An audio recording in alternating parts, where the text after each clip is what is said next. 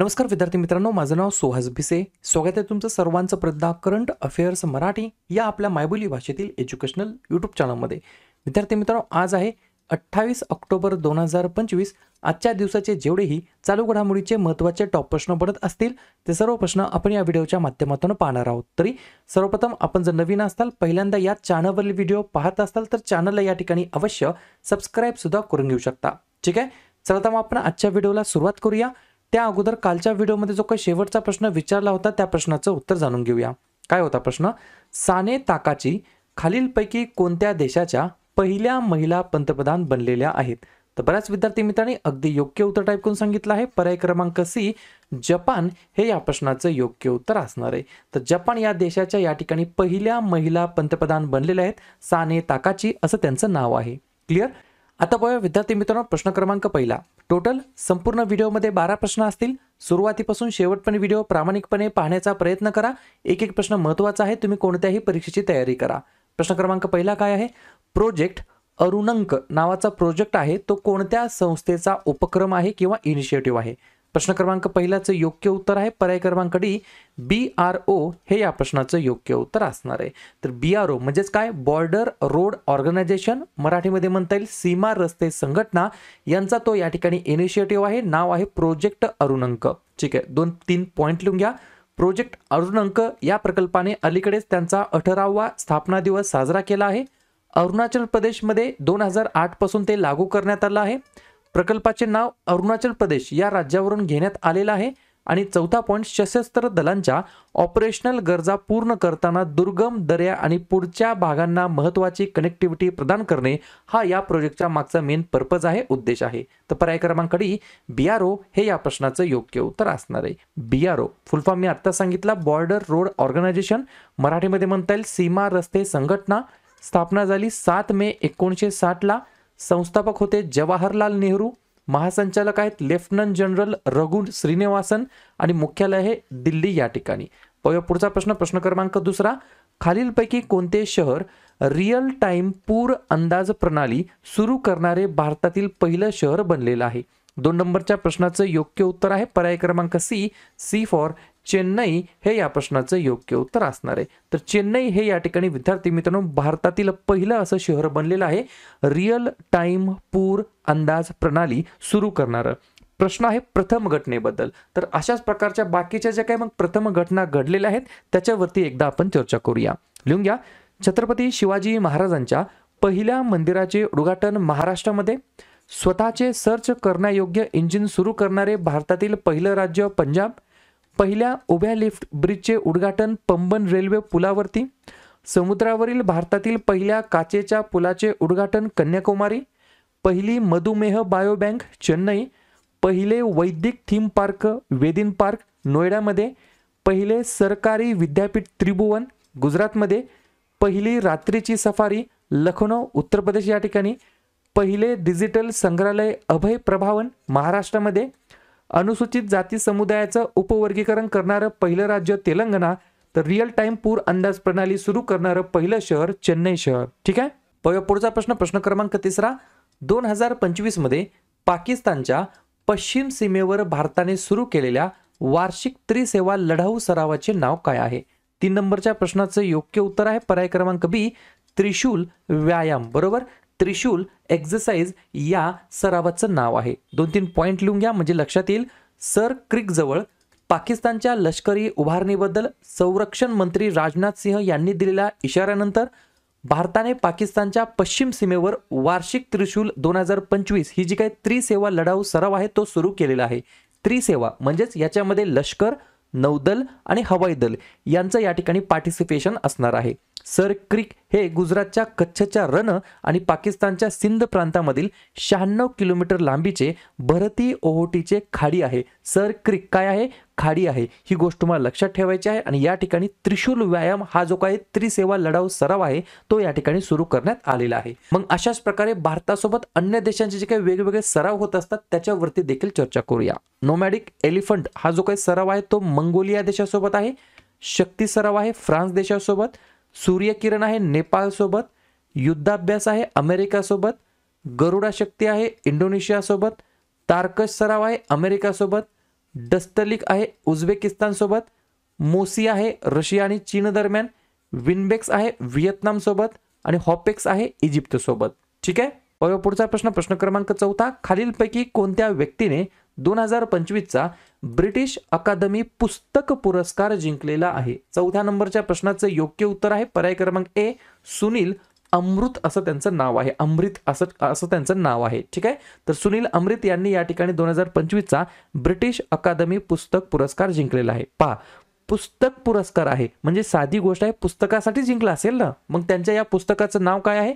Burning अर्थ and environmental history of the last 500 years असं या पुस्तक आहे. या पुस्तकासाठी त्यांना 2025चा ब्रिटिश अकादमी पुस्तक पुरस्कार या ठिकाणी मिळालेला आहे. पुढचा प्रश्न क्रमांक 5, राष्ट्रीय विज्ञान पुरस्कार 2025 या पुरस्काराने कोणाला सन्मानित करण्यात आलेला आहे?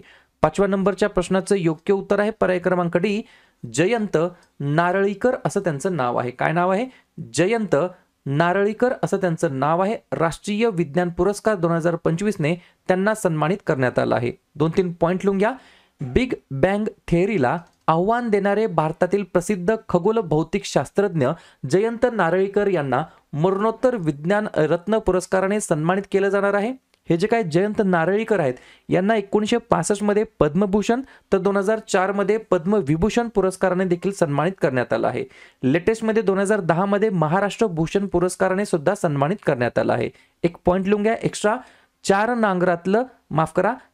नगरांतलं माझं विश्व असं या त्यांच्या मराठीतील आत्मचरित्रासाठी त्यांना 2014 मध्ये साहित्य अकादमी पुरस्काराने देखील सन्मानित करण्यात आलं आहे. तर एवढ्या सगळ्या गोष्टी कोणासंदर्भात आहेत? तर जयंत नारळीकर यांच्या संदर्भात आणि त्यांना या ठिकाणी मरणोत्तर विज्ञान रत्न पुरस्काराने सन्मानित केलं जाणार आहे. सलग दोन्ही प्रश्न पुरस्कारासंदर्भात आहेत. तर वेगवेगळ्या क्षेत्रातील योगदानासाठी वेगवेगळ्या व्यक्तींना देण्यात आलेले जे काही पुरस्कार आहेत त्याच्यावरती चर्चा करूया.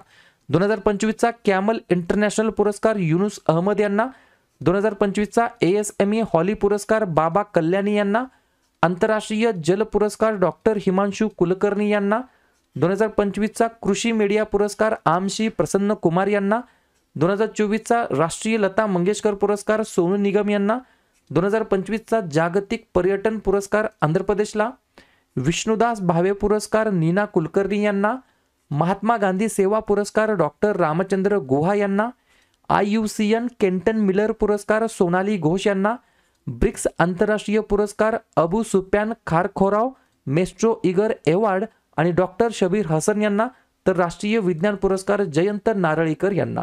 पुढचा प्रश्न क्रमांक 6, कोचिन शिपयार्डने अलीकडेच नौदलाला सुपूर्द केलेल्या भारताच्या पहिल्या स्वदेशी पाणबुडी विरोधी जहाजाचं नाव काय आहे? 6व्या नंबरच्या प्रश्नाचं योग्य उत्तर आहे पर्याय क्रमांक सी, MAHE माहे असं त्या या ठिकाणी पाणबुडी विरोधी पहिल्या स्वदेशी जहाजाचं नाव आहे. CSL म्हणजेच कोचिन शिपयार्ड लिमिटेड कोचीद्वारे बांधल्या जाणाऱ्या 8 anti submarine warfare shallow water क्राफ्ट्सपैकी तर पहिल्या स्वदेशी पाणविरोधी जहाज आहे. त्याचं नाव आहे या ठिकाणी MAHE, जे की भारतीय नौदलाला सुपूर्द करण्यात आलं आहे, देण्यात आलं आहे. पुढचा प्रश्न, मोन्था नावाचं एक सायक्लोन आहे, चक्रीवादळ आहे, हे नामकरण करणारा खालीलपैकी कोणता देश आहे? 7व्या नंबरच्या प्रश्नाचं योग्य उत्तर आहे पर्याय क्रमांक बी, थायलंड हे या प्रश्नाचं योग्य उत्तर असणार आहे. तर थायलंड नावाचा जो काही या ठिकाणी देश आहे त्या देशाने मोन्था चक्रीवादळ असं नाव देण्यात आलं आहे. बऱ्याच वेळेला परीक्षेमध्ये काय केलं जातं, हे जे काही महत्त्वाचे चक्रीवादळ आलेले असतात त्यांचे जे काही नामकरण करणारे देश असतात त्याच्यावरती प्रश्न विचारला जातो. तर लिहून घ्या, शक्ती चक्रीवादळ हे नाव देण्यात आलं श्रीलंकेद्वारे, दाना चक्रीवादळ कतारद्वारे, फिंगल सौदी अरेबियाद्वारे, रेमल ओमानद्वारे, हामून इराणद्वारे, मिचॉंग म्यानमारद्वारे, तेज भारताद्वारे, बिपरजॉय बांगलादेशद्वारे, आसानी श्रीलंकेद्वारे, तर मोन्था थायलंडद्वारे. याच्यावरती तुम्हाला परत या ठिकाणी लक्ष केंद्रित करायचं आहे. पुढचा प्रश्न,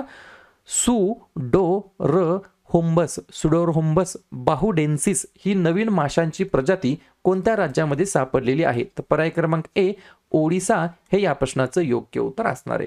सिडो ओडिसा असं लक्षात ठेवू शकता आणि बाहुडे त्याच्यामध्ये ड ओडिसा, सुडोर हुंबस मध्ये ड आहे ओडिसा आणि बाहुडेनिसिस त्याच्यामध्ये सुद्धा ड आहे ओडिसा असं लक्षात ठेवू शकता. तर ओडिसा या राज्याच्या अंतर्गत ही नवीन माशांची प्रजाती सापडलेली आहे. ठीक आहे, जाता जाता ओडिसाबद्दल रिव्हिजन टाकून जाऊया. स्थापना झाली 1 एप्रिल 1936 ला. मुख्यमंत्री आहेत मोहन चरण माझी, राज्यपाल आहेत हरिबाबू कंबपती, राजधानी आहे भुवनेश्वर. 3 महत्वाचे राष्ट्रीय उद्यान भितरकनिका, सिमिलीपाल आणि नंदनकनन आणि 4 महत्वाचे धरण हिराकूड, मंदिरा, काला आणि इंद्रावती. पुढचा प्रश्न क्रमांक 9. राष्ट्रकुल खेळ म्हणजेच कॉमनवेल्थ गेम्स यांच्या 2030च्या 24व्या आवृत्तीचे आयोजन कोणत्या देशामध्ये करण्यात आलेलं आहे? 9व्या प्रश्नाचं योग्य उत्तर आहे पर्याय क्रमांक डी, आपला प्यारा भारत देश हे या प्रश्नाचं योग्य उत्तर असणार आहे. तर 2030 मध्ये 24वी आवृत्ती होणार आहे अहमदाबाद या ठिकाणी. याच्या अगोदरची झाली 2026 मध्ये, या ठिकाणी 23वी आवृत्ती ग्लासगो स्कॉटलँड या ठिकाणी. त्याच्या अगोदर 2022 मध्ये झाली 22वी आवृत्ती बर्मिंघम इंग्लंड या ठिकाणी आणि त्याच्या अगोदर 2018 मध्ये झाली 21वी आवृत्ती गोल्ड कोस्ट ऑस्ट्रेलिया या ठिकाणी. ठीक आहे, पुढचा प्रश्न. भारतातील पहिला काचेच्या मजल्याचा जो काही झुलता पूल आहे तो कोणत्या राज्यामध्ये बांधला जाणार आहे? तर पर्याय क्रमांक सी, उत्तराखंड हे या प्रश्नाचं योग्य उत्तर असणार आहे. या सेतूचं या पुलाचं नाव आहे बजरंग सेतू. उत्तराखंडमधील ऋषिकेश येथे गंगा नदीच्या पलीकडे बांधले जाणार आहे. प्रस्तावित पुलाची लांबी 132.3 मीटर असणार आहे. लक्षात घ्या 132.3 मीटर एवढी त्याची या ठिकाणी लेंथ असणार आहे, लांबी असणार आहे. जाता जाता उत्तराखंड बद्दल देखील चर्चा करून जाऊया. स्थापना 9 नोव्हेंबर 2000 साली. मुख्यमंत्री पुष्कर सिंह धामी, राज्यपाल गुरमीत सिंह, राजधानी देहराडून. 6 महत्वाचे या ठिकाणी राष्ट्रीय उद्यान आहेत Jim Corbett, Rajaji, valley of flowers, Nandadevi आणि गंगोत्री आणि 2 महत्वाचे धरण आहेत टेहरी आणि कोटेश्वर. पुढचा प्रश्न.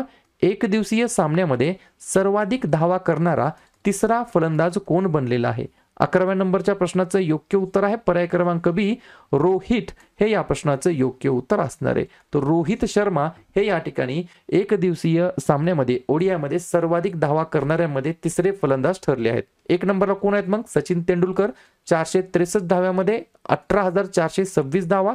2 नंबरला आहेत या ठिकाणी विराट कोहली 304 मॅचेसमध्ये 14,181 आणि 3 नंबरला आहेत रोहित शर्मा 275 मॅचेसमध्ये 11,249 धावा काढलेल्या आहेत. शेवटचा प्रश्न. कोणत्या शहरामध्ये संरक्षण मंत्र्यांच्या हस्ते शौर्य वनचे उद्घाटन करण्यात आलेलं आहे? 12व्या नंबरच्या प्रश्नाचं योग्य उत्तर आहे पर्याय क्रमांक ए, जैसलमेर हे या प्रश्नाचं योग्य उत्तर असणार आहे. 2-3 पॉइंट लिहून घ्या.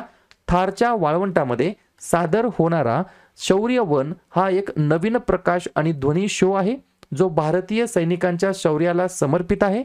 हा शो सशस्त्र दलांच्या बलिदानाचा सन्मान करतो आणि त्यांच्या शौर्याचे प्रदर्शन करतो आणि हा शो 1971च्या जैसलमेरमधील भारत पाकिस्तान संग्रहालयामध्ये आयोजित केला जातो. या गोष्टी तुम्हाला लक्षात ठेवायच्या आहेत. क्लिअर?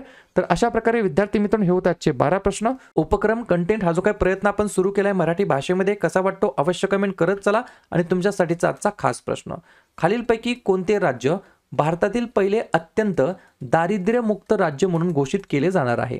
तमिळनाडू, बिहार, राजस्थान, गुजरात आणि ई ऑप्शन एक घ्या केरळ. बरोबर? तर ज्या पण विद्यार्थ्यांनी या प्रश्नाचं योग्य उत्तर येत असेल त्या प्रश्नाचं उत्तर तुम्ही कमेंट बॉक्समध्ये देण्याचा प्रयत्न करा. प्रश्नाचं उत्तर चुकू द्या, बरोबर येऊ द्या, काहीच हरकत नाही. ट्राय करणं, प्रयत्न करणं हे सर्वात जास्त महत्त्वाचं आहे. तर दुसऱ्या दिवशी येऊन आपण दिलेल्या प्रश्नाचं उत्तर हे बरोबर आलं की चुकलं हे दुसऱ्या दिवशी येऊन नेहमी चेक करणं, अभ्यासामध्ये कन्सिस्टन्सी मेंटेन ठेवणं हे सगळ्यात जास्त महत्त्वाचं ठरणार आहे. तर लगेच काय करूया, ऑक्टोबर महिन्यातील जेवढेही महत्त्वाचे दिवस असतील त्याच्यावरती आपण एकदा चर्चा करूया. लिहून घ्या. 1 ऑक्टोबर वृद्ध व्यक्तींचा आंतरराष्ट्रीय दिवस आणि जागतिक शाकाहारी दिवस. 2 ऑक्टोबर गांधी जयंती, आंतरराष्ट्रीय अहिंसा दिवस आणि लाल बहादूर शास्त्री जयंती. 5 ऑक्टोबर जागतिक शिक्षक दिवस. त्यानंतर जागतिक अधिवास दिवस ऑक्टोबर महिन्याच्या पहिल्या सोमवारी म्हणजेच यावर्षी 6 ऑक्टोबरला आहे. 7 ऑक्टोबरला जागतिक कापूस दिवस. 8 ऑक्टोबर भारतीय वायुसेना दिवस. 9 ऑक्टोबर जागतिक पोस्टल दिवस. 10 ऑक्टोबर राष्ट्रीय डाक दिवस आणि जागतिक मानसिक आरोग्य दिवस.